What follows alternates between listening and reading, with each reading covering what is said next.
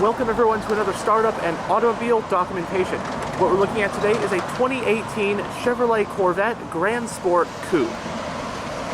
This Grand Sport is painted in Blade Silver Metallic with Carbon Flash Metallic full-length dual racing stripes. On the key fob, you have the buttons for lock, unlock, trunk release, and panic. You do have smart key access, frameless windows. You do have storage on the door panels, and you have power windows, locks, and mirrors, along with a premium Bose sound system, and the driver's seat also gets two-person memory settings.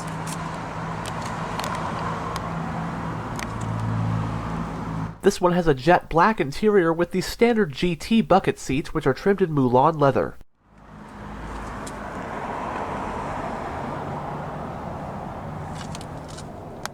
Both front seats are fully powered with two-way power lumbar support, as well as two-way side bolstering adjustments.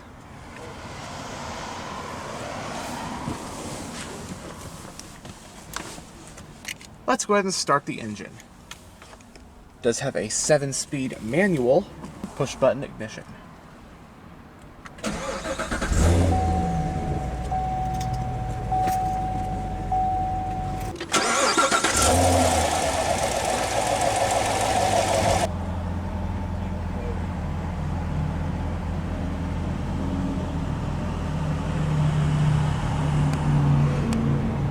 This 2018 example represents the 7th generation of the legendary Chevrolet Corvette, codenamed C7, which was made for model years 2014 through 2019. This generation marked the end of two eras for the Corvette. Obviously, it was the last front-engine iteration of the Corvette before the arrival of the mid-engine C8, but it was also the last generation of Corvette where you could get a manual transmission, as the C8 exclusively uses automatics. A decade removed from the C7's debut, and I can already say this is one of my all-time favorite Corvette generations. The styling is aged like a fine wine, and I could see these being truly desirable collector's cars for decades to come. By 2018, the C7 Vette came in Stingray, Grand Sport, and Z06 form. Both the Stingray and Grand Sport came with a naturally aspirated LT1 V8 engine making up to 460 horsepower, while the Z06 got a supercharged LT4 V8 with 650 horses. While the Grand Sport uses the engine from the base Stingray, it features the Z06's wider track and the wider bodywork to go with it, along with many Z06-esque upgrades to the suspension and brakes, all coming together to make an excellent handling sports car for the track. There were two transmissions to choose from, which included this car's 7-speed manual and the optional shiftable 8-speed automatic.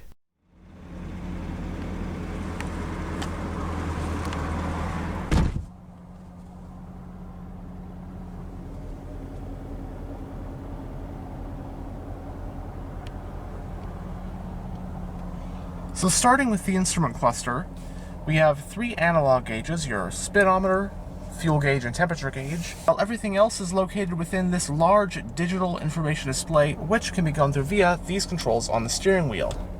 So right now we're on the info menu, which has your digital speedometer, then you have your trip computers, range, oil life, tire pressure. As you can see, even have your lifetime revs, engine hours. Then under performance, you get some really cool stuff. See on the side here, you have your exact engine temperature, oil pressure, all that good stuff. You even have your G-forces, 0 to 60 timer, oil pressure, oil temp, actual gauges displayed right here, horsepower, tire temperature. Then you have your audio, information for your audio system, and then your phone. And then under navigation, this is really cool. It actually brings up a navigation map in the gauge cluster, which is nice to have. And then options, you've got a lot of stuff. And then you have your display theme, which there are 3 different display themes: track, sport, and tour. You can just set it to where, you know, you have it in a certain drive mode, and then it'll change it. So this is what tour looks like, and then sport, and then track. That's a really cool one. Now it has a 3-spoke design, leather-wrapped, multifunctional steering wheel. Now, as for controls, on this side you have your cruise controls, and on this side, on the top of this spoke, you have your Bluetooth, voice command buttons, and your information display controls. And then down below, you have your seat track and volume controls for the audio system. And you will notice paddle shifters, but this is a manual, obviously, so these paddles are for your automatic rev matching. And the steering wheel is power, tilt, and telescopic. You have your trunk release, motion sensor toggle button, power mirror controls, panel dimmer, and right here are your heads-up display controls, so you can raise or lower the position of it, change the brightness, and change what info you display. So these are the different settings, but then also if you change the radio station, it'll bring up what's playing as well on the heads-up display. On this side you have your exterior lighting stock, and on this side you have your wiper stock. Going down the center of the interior, you have your central climate vent, passenger airbag indicator, hazard light switch. Your push button ignition is right here. Right here's your whole touchscreen infotainment system, which we'll go over more in a bit. You also have some physical controls with your volume power knob. And behind the screen itself is a secret storage compartment with a USB port. Then you have your physical radio / infotainment system controls. But below that, you'll find your climate controls. Then you have dual zone automatic, your driver's side temperature, passenger side temperature. Then you have your fan speed, sync, different modes, auto, AC, recirculation, defrosters, etc. And you also have the controls for your 3-stage heated and cooled seats. Interestingly enough, you can control the driver's seat, the passenger seat, and then there is even a third set of controls, or a second set of controls for the passenger for the heated and cooled seat. Very much like a cockpit driver focused area, as you can see just with how it's designed. You have a power outlet right here and 2 cup holders right here. And there is that gear shifter for the 7-speed manual.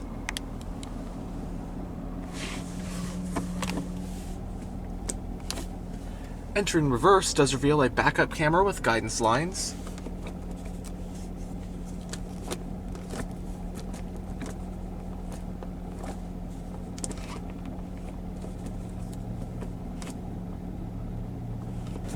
Behind the shifter you have your electronically operated parking brake, along with your drive mode selector dial. The button on top is for your traction control, but your drive modes are weather, eco, tour, sport, track. And then you have a center console with 2 USB ports, an aux port, and a 12-volt power outlet. Now you can remove this roof panel like a target top.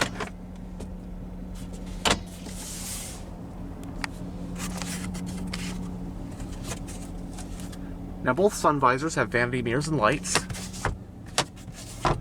You have a frameless auto-dimming rear view with OnStar. Here is the touchscreen infotainment system in the 2018 C7 Corvette Grand Sport.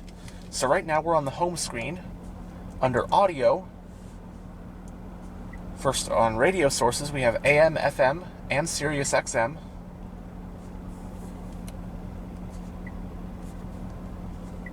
Your sound settings. With this very powerful Bose sound system, it does sound really nice. And you also have some shortcut buttons along the top on the radio menu. But we'll go back to home. Phone, pairing a phone, screen projection, pretty self-explanatory. Then under navigation, we will find our navigation map. Under settings, we have quite a lot of stuff just regarding the vehicle and the infotainment system itself. Weather, if you have SiriusXM Travel Link, a subscription to that, you can bring up your local weather. Now performance data recorder, this is really cool. This is like a camera on the car and you can record lap times at a racetrack and you can choose the overlay. Now it doesn't give you a preview like I think it does in the C8 C8 Corvettes, where it actually, at least the ones I've been in, the C8s, where it'll give you a preview. It'll actually show footage from the camera with the overlay. But nonetheless, this is obviously a really cool thing to have in a track-oriented car like this, with this C7 Grand Sport. I think of this as pretty much just a naturally aspirated C7 Z06. And then camera, you have a nice amount of exterior cameras. See, you have your front view cameras, and I believe this one is just a top-down lip spoiler. Now, this car is so insanely low to the ground that if you're pulling up to a parking spot, you do not want to hit that curb. It's just going to make you cringe so bad scraping that. So that's an awesome thing to have. And then your regular backup camera.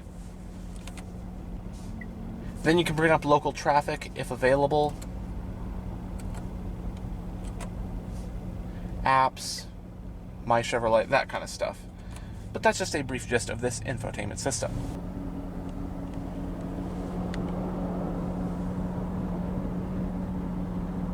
But now we'll roll down the driver's window and have a look at the engine bay.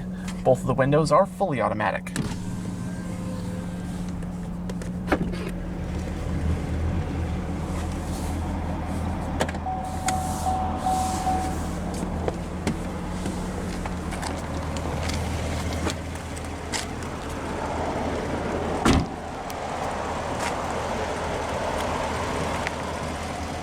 This one rides on 19-inch front and 20-inch rear 5 split-spoke forged-line rims.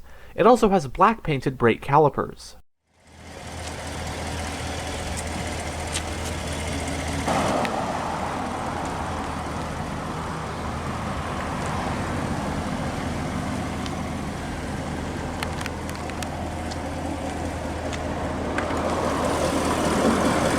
The beating heart of the C7 Grand Sport is GM's LT1 6.2-liter naturally aspirated V8 engine.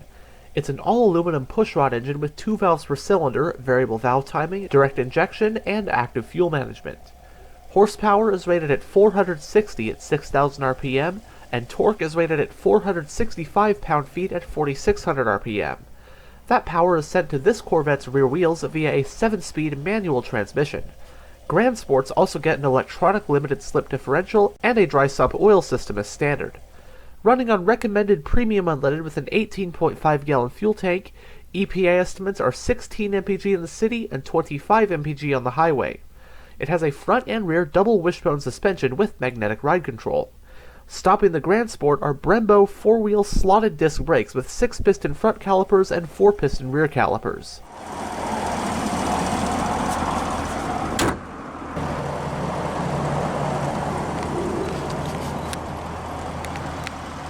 This car just looks plain amazing. Of course, the Grand Sport has the wide body from the C7 Z06, among other components, and I think it just looks awesome in this silver with the black racing stripes.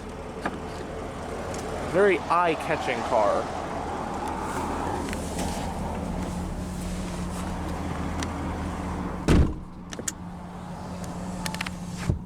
And with only 13,000 miles, I can actually still smell a new car smell in this interior.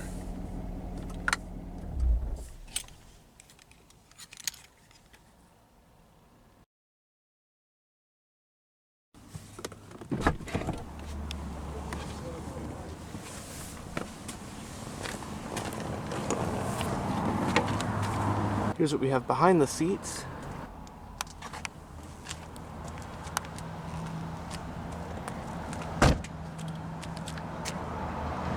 The fuel door is on the driver's side. Good look at those brakes.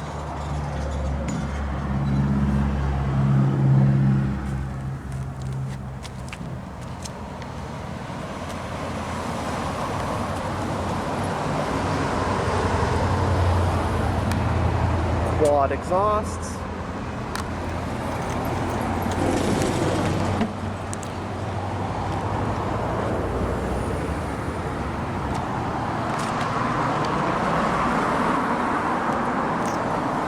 The Corvette Coupe provides 15 cubic feet of space in the cargo area.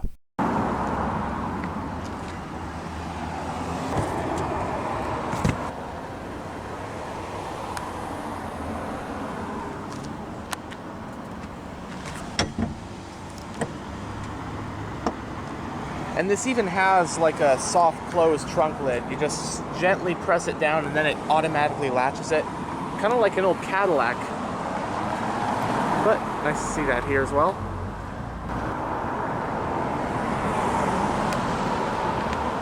Anyhow, thanks for checking out this tour of this 2018 Chevrolet Corvette. And as always, stay on the lookout for future tours.